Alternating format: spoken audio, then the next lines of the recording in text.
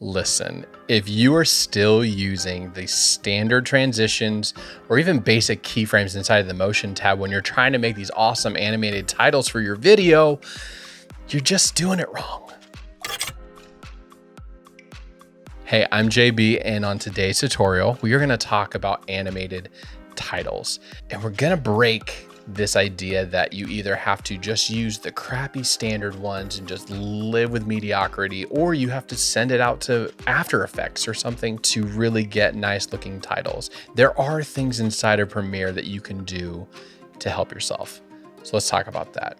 So check out these 4 clips. It's the same shot of New York City, but with a lower third of New York City on the screen, coming in the same exact way, but with a little bit different results on each one. So the first 2, you're just watching those 2, they look almost identical because they basically are, even though they're using 2 different techniques. One is using a standard slide transition, and the second one is using basic keyframes inside of the motion tab.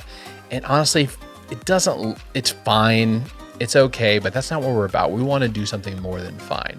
But if you're just going to live with this fine and you just need to throw on something just to do it, I understand sometimes things are going fast and you just want to get it on. Anyways, just use the transition because it's the same exact effect and it's less work, and you can copy paste that really quickly onto many different places. So number 3 definitely feels better. I've added in a little bit of an ease in and ease out to both of these, and what that's doing is it's just kind of ramping into that motion so that it's a little bit smoother, a little bit more natural, a little less robotic of here starting 0 then to here.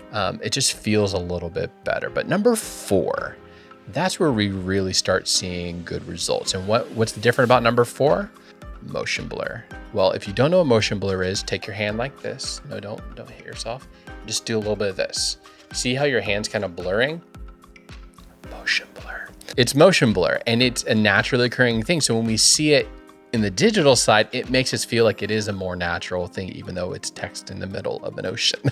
Ocean or river, the Hudson River, whatever.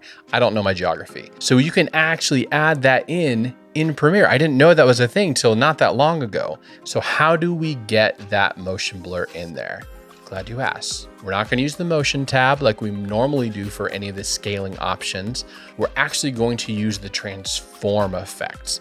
So drop that in from your effects tab, and you notice it looks a lot like the motion tab itself. There's a lot of similarities with it, but the big difference is shutter angle.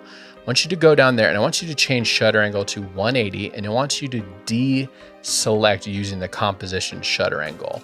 So we take those 2 keyframes, it's the same kind of keyframes as number 3 where we've got a little bit of easement in there, but now with the shutter angle added, now we're gonna get some of that nice motion blur. And see, doesn't this look so much better? That's what I'm talking about. Just those little things can help take your video from, well, that was kind of nice and that was okay, to this is feeling good. And that's it. That's how you make better videos, one little piece at a time.